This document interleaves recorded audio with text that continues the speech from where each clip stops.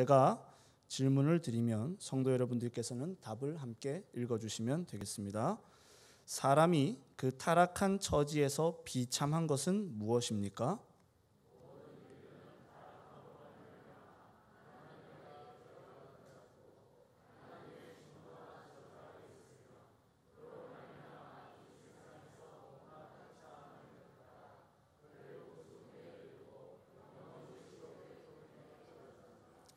감사합니다. 우리의 신앙생활에 있어서 교리는 아주 중요합니다. 교리는 결국 우리의 믿음과 시선과 가치를 어디에 두어야 하는가를 가르쳐 줍니다. 그래서 우리는 교리를 통해서 우리가 하나님에 대해서 잘못되게 생각하고 있었던 이해와 생각들을 고치게 되고, 우리의 바깥으로 밀려났었던 중대한 진리를 다시 중앙으로 모셔드리게 되고, 우리가 기존에 알고 있었던 신앙의 고백을 더욱 공고히 할 수 있게 됩니다. 그러나 교리가 가지고 있는 한계 역시 있습니다. 그게 뭐냐면, 교리의 가르침이 항상 그 내용에 수반되는 정서까지 저절로 가져다 주지는 않는다는 겁니다. 우리는 교리를 이해하고 암기할 수는 있습니다. 그러나 믿음의 선배님들이 가지고 계셨던 교리 신앙 고백에 대한 깊은 눈물과 감격의 고백은 모를 수도 있습니다. 그러니까 교리의 내용과 함께 반드시 그 내용에 대하여 체감하는 것이 우리들에게 필요하다는 것입니다. 웨스트민스터 소유리 문답 13문에서 19문까지는 죄가 어디서부터 왔는지, 죄가 무엇인지, 그리고 죄로 인한 비참한 결과가 무엇인지에 대해서 자세하게 설명해 줘요. 그리고 바로 이어서 20문부터는 그러한 죄인들을 하나님께서 어떻게 구원해 주셨는지를 설명해 주십니다. 그러면 책의 지면상으로는 19문의 죄에 대한 비참함과 20문의 하나님의 구원과 은혜가 붙어 있죠. 논리적으로는 문제가 없습니다. 그러나 이 죄에 대한 비참함과 하나님의 구원 사이에는 반드시 성도가 경험해야 하는 사건이 내포되어 있으니 죄에 대해 애통하고 회개하는 것입니다. 성도는 죄를 대면하고 자기 자신에 대한 철저한 절망과 회의를 통하여 하나님의 은혜의 보좌를 간절하게 바라볼 수 있게 됩니다. 즉, 회개는 하나님의 은혜 보좌로 나아가는 문인 것입니다. 하나님께서는 역사 속에서 여러 민족과 국가의 놀라운 부흥을 경험하게 해주셨어요. 부흥이라고 하는 것은 사람들의 숫자가 늘어나거나 교세가 강해지는 것이 아니라 복음의 영광스러움이 경험되는 것이었습니다. 그리고 이 복음의 영광스러움을 경험하기 위해서 항상 일어났었던 전제 작업이 있는데, 그게 뭐냐면 죄에 대한 애통과 회개였어요. 참된 부흥은, 참된 복음의 영광은 죄에 대한 애통과 회개에서부터 시작되었다는 것이죠. 오늘 읽은 시편 51편은 성도의 회개가 어떤 것인가를 가장 잘 대변해주는 다윗의 기도문입니다. 어쩌면 우리는 이 말씀을 아주 익히 잘 알 수는 있습니다. 그러나 이 고백의 정서는 단 한 번도 경험해 보지 못했을 수도 있어요. 이 시간 성령 하나님께서 우리의 둔하고 단단한 마음을 흔들어 회개의 자리로 이끌어 주시기를 간절히 소망합니다. 저는 오늘의 이 말씀을 통하여서 회개가 무엇인지에 대하여 세 가지로 증거하도록 하겠습니다. 첫째로, 회개는 죄의 권능과 비참함을 체감하는 것입니다. 오늘 읽지는 않았지만 시편 51편에는 구체적인 시점이 설정되어 있는 것을 볼 수 있어요. 제목을 보시기 바랍니다. 제목을 보시면 다윗이 밧세바와 동침한 후 선지자 나단이 그에게 왔을 때 기록된 시라고 말합니다. 다윗은 백성들이 전장으로 나가 있을 때 왕궁에서 낮잠을 자고 있다가 지붕을 거닐게 됩니다. 이때 전장에 여호와의 언약궤가 나가 있었다는 점을 생각할 때, 바로 얼마 전까지만 해도 여호와의 언약궤가 천막에 있는 것으로 인하여 가슴 아파했던 다윗이 과연 이런 다윗과 같은 사람이 맞나 싶을 정도로 충격적인 생각이 들게 되죠. 그러나 이것은 오히려 인간의 모습을 가장 잘 보여주는 말씀이라고 할 수 있어요. 말로는 설명되지 않는 모순이 존재하는 존재, 그게 바로 인간이라는 걸 여실히 보여주고 있는 것이죠. 다윗은 그 지붕을 거닐다가 우리아의 아내인 밧세바를 보고는 그를 취하여 동침을 하게 되고, 밧세바는 다윗의 아이를 가지게 됩니다. 그리고 이 일을 은폐하기 위하여 그 밧세바의 남편인 우리아를 전장에서 다시 불러내어 집에서 쉬라고 합니다.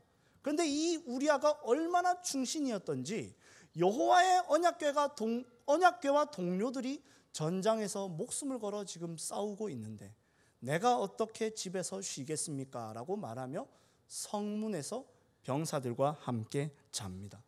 결국 다윗은 장군 요압과 모의하여 전쟁 중에 우리아가 죽임을 당하도록 했습니다. 하나님께서는 이러한 죄를 책망하시기 위하여 나단이라는 선지자를 보내셨고, 또한 나단 선지자는 그를 책망하며 밧세바와 다윗에게서 난 아들이 죽게 될 것이라고 말씀하셨어요. 이때의 다윗의 반응을 사무엘하 12장 16절에서는 이렇게 설명합니다. 다윗이 그 아이를 위하여 하나님께 간구하되 다윗이 금식하고 안에 들어가서 밤새도록 땅에 엎드렸으니, 다윗이 일주일 동안 내내 금식하고 밤을 새면서 눈물을 흘리며 기도합니다. 죽어가는 아이를 위하여 말입니다. 분명히 일주일간 죽어가는 아이를 위하여 기도했다고 성경이 말합니다. 그러나 우리가 읽는 시편 51편에는 그 아이에 대한 어떤 언급도 발견할 수가 없죠. 아이를 위하여 기도를 시작했는데 기도하면 기도할수록 보다 더 깊은 영적 차원의 세계로 나아가게 되었다는 것을 알 수가 있습니다. 3절 말씀을 보시기를 바랍니다. 3절 함께 읽도록 하겠습니다. 무릇 나는 내 죄과를 아오니 내 죄가 항상 내 앞에 있나이다. 아멘. 여기서 죄과라고 하는 단어는 복수로 기록되어 있습니다. 자기가 어떤 죄악들을 범했는지를 안다는 겁니다. 중요한 건 그 다음의 표현인데요. 내 죄가 항상 내 앞에 있습니다 라고 할 때 이 죄는 단수로 표현이 되고 있어요. 여기서 나아가서 5절 말씀을 보시면 다윗이 이렇게 고백합니다. 내가 태어날 때부터, 아니 이미 어머니께서 죄악 가운데 있었기에 태어나기도 전에 나는 죄악에 뒤덮일 운명이 결정된 채로 태어났습니다 라고 얘기를 해요. 이것은 여러 죄과들의 근간에 본질적인 죄가 뿌리 내리고 있으며 우리도 어떻게 할 수 없는 죄의 권세에 갇혀 있는 게 바로 우리의 영적 현실이라는 것을 시사해 주고 있습니다. 다윗은 이 시간을 통하여서 내가 하나님 앞에서 죄인이며 내가 하나님 앞에서 죄를 범했다는 사실을 깊이 통감하게 돼요. 저는 중학교 1학년 때 참석했던 겨울 수련회를 아직도 기억하고 있습니다. 유초등부 시절 때까지만 해도 간식 먹으러 교회를 갔습니다. 그리고 율동을 앞에 나와서 따라하면은 상을 준다 그래가지고 먹을 거 사탕을 준다 그래가지고 항상 나가서 율동을 따라하고 사탕을 먹기 위해서 예배를 드렸었어요. 그런데 중고등부에 딱 올라가서 수련회를 가니까 분위기가 완전히 달라졌어요. 설교를 1시간 동안 합니다. 그리고 설교가 끝나고 나서 기도회를 1시간 동안을 해요. 그런데 그 인도자가 기도회 동안에 뭐라고 얘기하냐 하고 보니까 그동안 지었던 죄를 회개하라고 합니다. 그래서 저는 예전부터 지었던 죄가 뭐 있었는지를 곰곰이 생각을 합니다. 엄마 지갑에서 2만 원 훔쳤던 거, 교회 계단에 오줌 넣었던 거, 교회 앞에 세워놨었던 자전거 안장에 침 뱉었던 거, 그리고 또 헌금으로 주신 돈 가지고 오락실 가서 오락했던 거, 그런 것들을 잘 생각을 하면서 울적한 마음을 조성해요. 그러면요 눈물이 한두 방울 살짝 납니다. 그때 입을 벌리지 않고 하품을 싹 하면 눈물이 줄 흘러요. 그러면서 속으로 이렇게 생각합니다. 오늘의 미션 성공. 그리고 회개했다고 하는 만족감을 가지고 집으로 돌아갑니다. 그러나 회개라고 하는 건 이렇게 반성하거나 그저 죄책감을 증폭시키는 것과는 전혀 다른 것입니다. 회개는 우리가 19문에서 방금 봤던 것처럼 죄로 인해서 주어진 비참함, 하나님과의 교제가 끊어지며 하나님의 저주를 받아 이 땅에서 비참하게 살아갈 수밖에 없다는 죄인의 현실이 바로 나의 상태라는 것을 격감하는 것입니다. 11절 12절 말씀을 우리 함께 한번 읽어보도록 하겠습니다. 나를 주 앞에서 쫓아내지 마시며 주의 성령을 내게서 거두지 마소서. 주의 구원의 즐거움을 내게 회복시켜 주시고 자원하는 심령을 주사 나를 붙드소서. 아멘. 다윗은 간절히 구합니다. 나를 제발 쫓아내지 말아 달라고. 내 안에 주신 성령을 거두어 주지 말아 달라고. 제발 하나님 나를 붙들어 달라고 간절히 기도합니다. 다윗은 자신이 가장 두려워하는 것이 나의 죄 때문에 벌 받는 것이 아니라, 죽어가는 아이가 죽게 되는 것이 아니라 하나님이 나를 버리시는 것이 가장 두렵고 두렵다고 고백하고 있습니다. 사랑하는 성도 여러분, 우리에게는 두려운 일이 참 많죠. 돈이 없을 때도 두렵고, 시험에 떨어질까 두렵고, 사람들로부터 무시당하거나 따돌림 받거나 하게 될까 봐 두렵습니다. 그러나 예수님께서는 마태복음 10장 28절에서 이렇게 말씀하셨습니다. 몸은 죽여도 영혼은 능히 죽이지 못하는 자들을 두려워하지 말고 오직 몸과 영혼을 능히 지옥에 멸하실 수 있는 이를 두려워하라. 아멘. 그리고 이어서 말씀하십니다. 두려워하지 말라. 너희는 많은 참새보다 귀하니라. 아멘. 하나님이 우리를 귀하게 여겨주신다면 우리는 두려워할 것이 없습니다. 모두가 우리를 버릴지라도 하나님은 버리지 않으십니다. 그러나 만약에 하나님이 우리를 버리신다면 어떻게 될까요? 이 두려움을 격감하는 데서부터 참된 회개가 나온다는 것입니다. 그렇기에 하나님과 우리의 관계가 끊어질지도 모른다는 이 사실만이 우리가 진정 심각하게 생각하고 두려워해야 할 우리의 유일한 문제라는 것입니다. 죄의 권능과 비참함을 체감하고 하나님의 긍휼을 구하시는 저와 여러분들이 되시기를 바랍니다. 둘째로, 회개는 하나님의 은혜에 모든 것을 의탁하는 항복 선언입니다. 다윗은 하나님 앞에서 크게 범죄했다는 걸 깨달았어요. 그러면 어떻게 하면 이 죄의 문제를 해결할 수 있을까요? 더 많이 기도하고 죄책감에 더 교회 잘 나오고 교회 봉사 더 많이 하고 헌금 더 많이 하면 될까요? 그러나 다윗은 1절에서 명확하고 담대하게 간구합니다. 1절 말씀 한번 다 같이 읽어보겠습니다. 하나님이여 주의 인자를 따라 내게 은혜를 베푸시며 주의 많은 긍휼을 따라 내 죄악을 지워 주소서. 아멘. 주의 인자를 따라 은혜를 베풀어 주십시오. 주의 긍휼하심을 따라 나의 죄악을 지워 주십시오라고 고백합니다. 그는 죄를 자신의 경건과 노력으로 해결하려는 모든 시도를 포기하고 오직 하나님의 사랑과 긍휼하심에 기대어 씻어달라고, 용서하여 달라고 간구합니다. 그리고 7절 말씀에서는 우슬초로 나를 정결하게 해달라고 간구하는데요, 이 우슬초라고 하는 나무는 성경에 크게 두 군데에서 중요하게 쓰입니다. 먼저 유월절 때에 어린 양을 잡고 그 피를 이 우슬초에 묻혀서 좌우 문설주의 임방에다가 발라야만 했었습니다. 그리고 문둥병자가 정결하게 될 때 제사장은 이 정결한 새의 피를 우슬초로 찍어서 그 병자에게 7번 뿌리면서 정결하다 정결하다라고 선언해 줍니다.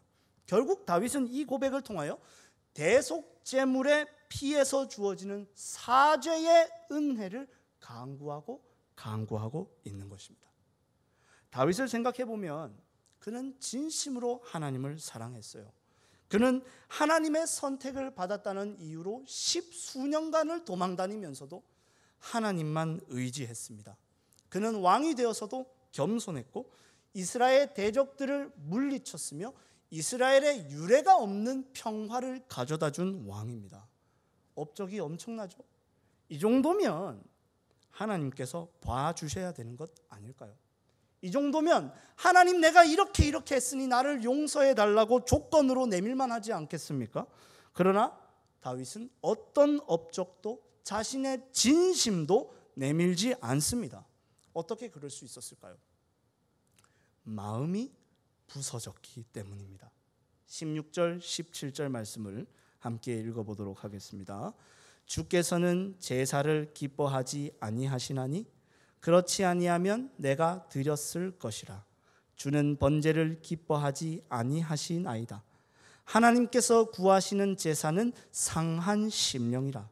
하나님이여, 상하고 통회하는 마음을 주께서 멸시하지 아니하시리이다. 아멘. 여기서 상한 심령이란 부서진 마음이라는 뜻입니다. 다윗은 놀라운 진리를 깨닫게 됩니다. 하나님이 제사를 기뻐하시지 않는다는 거예요. 그러나 분명히 레위기 말씀에서는 하나님께서 제사를 요구하셨고 그 제사가 태워지는 것을 받으시면서 흠향하시겠다고 말씀하셨잖아요. 그러면 지금 다윗은 율법을 폐하고 있는 것일까요? 아닙니다. 오히려 그는 율법 속에서 하나님의 본심을 읽어내고 있습니다.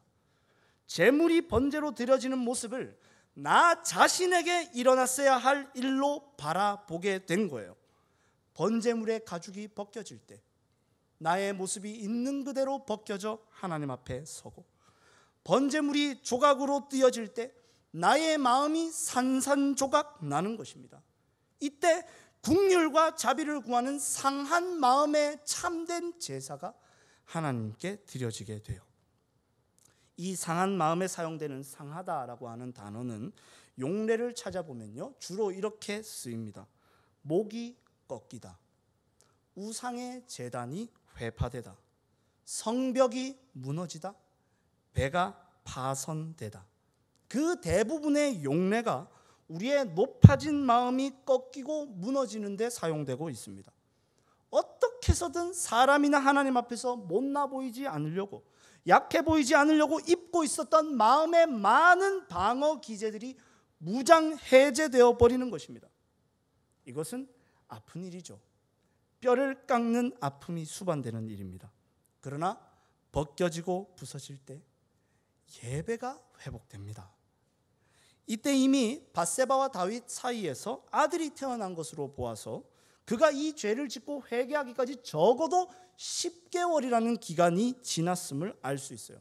그동안 제사를 얼마나 많이 드렸겠습니까? 그러나 그 모든 제사들은 그저 아무 의미 없이 몸이 건조하게 자신의 죄를 감추기 위한 용도로만 사용됐었던 제사들이었어요. 그러나 마음이 부서졌을 때 다시 이 제사가 은혜의 통로가 되기 시작합니다.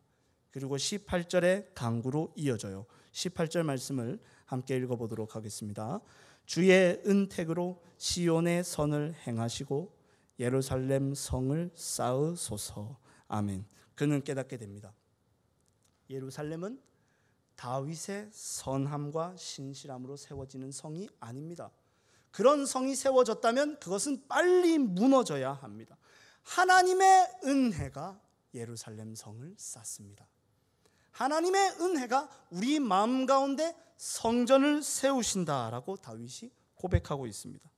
인간의 의로움과 노력이라는 성이 함락될 때 하나님의 은혜가 거룩한 성전을 우리 마음 안에서 짓기 시작한다는 것입니다. 사랑하는 성도 여러분, 우리는 이 번제물의 실상을 잘 알고 있습니다. 흠없고 점없는 화목제물이요 속죄제물이 되신 예수님이십니다. 이 번제물의 가죽이 벗겨지는 것처럼 예수님의 옷이 벗겨졌고, 번제물이 각이 띄어졌던 것처럼 예수님이 채찍에 맞아 그 살이 헤어지셨고, 번제물이 태워지고 향기가 올라갔듯이 예수님께서 십자가 위에서 피 흘리시며 죽임 당하셨습니다. 이 희생과 사랑 앞에서 항복하지 않을 만큼 고귀한 의와 경건이 우리에게는 없습니다. 그러니 항복하십시오. 예수님께서 예수님의 사랑으로 우리의 삶을 통치하시기 시작할 수 있도록, 예수님께서 우리의 마음 가운데 참된 성전을 지어 가실 수 있도록, 우리의 영혼과 우리의 구원과 우리의 운명을 예수님의 십자가 앞에 의탁하시는 저와 여러분들이 되시기를 바랍니다. 셋째로, 회개는 성령의 흔드심입니다. 이 말씀을 묵상하면서 저는 그런 마음이 들었어요. 그래, 죄의 비참함을 알아야지. 나의 교만한 마음을 깨뜨리고 예수님의 십자가만을 의지해야지. 근데 이것을 어떻게 할 것인가? 회개할 힘이 없는, 경건이 없는 우리가 어떻게 회개할 수 있느냐는 거예요. 회개의 가능성은 오직 우리를 향한 하나님의 은혜와 사랑의 손길에 달려 있습니다. 오늘 시편의 제목을 다시 한 번 더 주목할 필요가 있어요. 다윗이 밧세바와 동침한 후 선지자 나단이 그에게 왔을 때라고 적혀 있습니다. 이미 죄를 범한 지 10개월이 넘은 시점이라고 제가 말씀을 드렸습니다. 다윗은 그저 무난한 종교 생활을 유지하고 있을 뿐 계속 회개하지 않고 있었어요. 하나님께서 성령으로 충만한 선지자 나단을 보내지 않으셨다면, 나단을 통하여 회개의 메시지를 전해주시지 않으셨다면 다윗은 죽을 때까지 회개하지 못했을 수도 있어요. 회개할 경건과 힘이 다윗에게 없는 것이죠. 이러한 다윗에게 소망은 없습니다. 그러나 하나님이 다윗을 포기하지 않으셨어요. 하나님은 선지자 나단을 다윗에게 보내십니다. 그리고 나단은 아주 재미있는 이야기를 다윗에게 해주기 시작합니다. 그 이야기는 이런 거예요. 돈이 아주 많은 양과 소를 많이 가지고 있는 부자가 있었고, 그리고 한 노인이 있는데 마치 자기의 딸처럼 암양을 키우고 있는 노인이 있었어요. 그런데 이 부자가 많은 재물이 있음에도 불구하고 그 노인의 암양을 빼앗아 잡아 먹어버립니다. 그 이야기를 다윗에게 들려줍니다. 그때 다윗이 화가 나서 이렇게 얘기합니다. 그 부자는 여호와의 이름으로 죽어야 할 자다. 그리고 나단은 말합니다. 이 사람이 바로 당신입니다. 이 사람이 바로 당신입니다. 이것은 아주 중요한 통찰을 주는 말씀이에요. 왜냐하면 우리가 마치 여기에 나오는 다윗처럼 말씀을 읽을 때가 너무 많기 때문입니다. 오늘의 다윗의 이야기를 보면서 우리는 말합니다. 이놈! 부패하고 타락한 이스라엘을 보면서 말합니다. 이놈들! 그러나 성령 하나님께서는 우리에게 이렇게 말씀하십니다. 네가 바로 이 사람이다. 회개해라. 예수님께 나아가라고 설득하고 초청하십니다. 성령께서 우리를 예수님께 나아가도록 계속해서 말씀 가운데, 상황 가운데 우리의 마음을 흔드십니다. 그러므로 우리가 회개하게 되었다는 것은 성령 하나님께서 지금도 우리를 붙잡고 계신다는 증거가 됩니다. 성령 하나님은 인격적인 하나님이세요. 우리 안에서 아파하시고 슬퍼하시고 탄식하십니다. 에베소서 4장 30절에서는 이렇게 말합니다. 하나님의 성령을 근심하게 하지 말라. 그 안에서 너희가 구원의 날까지 인치심을 받았느니라. 야고보서 5장 4절에서는 이렇게 말합니다. 너희는 하나님이 우리 속에 거하신 성령이 시기하기까지 사모한다 하신 말씀을 헛된 줄로 생각하느냐. 아멘. 이게 무슨 말입니까? 우리의 완고함을 우리 안에 성령께서 견디고 계십니다. 근심하시나 떠나지 아니하십니다. 질투하고 사모하시되 우리를 버리지 아니하신다는 것입니다. 근심하실지언정, 질투하시기까지 사모하실지언정 우리를 포기하지 않으신다는 거예요. 마침내 우리 안에서 부지런히 회개라는 공간을 만들어내십니다. 예수님께서 우리 마음 가운데 왕으로 좌정하실 수 있도록, 우리 안에서 참된 성전을 쌓아가실 수 있도록 우리를 오래 참으시며 계속해서 항복하라고 권유하고 설득하십니다. 이와 같이 성령 하나님의 깨닫게 하심과 조명하심과 흔드심을 의지하며 회개의 자리로 나아가시는 저와 여러분들이 되시기를 바랍니다. 말씀을 마무리하겠습니다.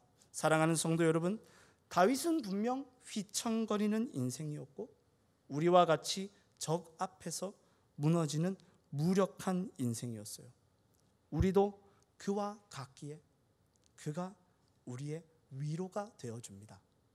하나님은 다윗을 두고 말씀하셨어요. 나의 마음에 합한 자다. 그리고 재미있게도 예수님의 계보 속에서 다윗은 우리아의 아내로부터 솔로몬을 낳았다라고 말씀함으로써 그런 그의 연약함과 부끄러움을 뚫고 그리스도께서 우리에게 오셨다고 우리에게 가르쳐 주십니다. 성령께서 우리의 평생에 다윗에게 주신 회개의 은혜를 주시기를 간절히 바랍니다. 그리하여 죄의 무게를 체감하고 상한 마음으로 십자가 앞에 항복하여 복음의 영광스러움을 경험하고 바라보시는 저와 여러분들이 되시기를 바랍니다. 말씀을 기억하면서 이 시간 함께 기도하도록 하겠습니다.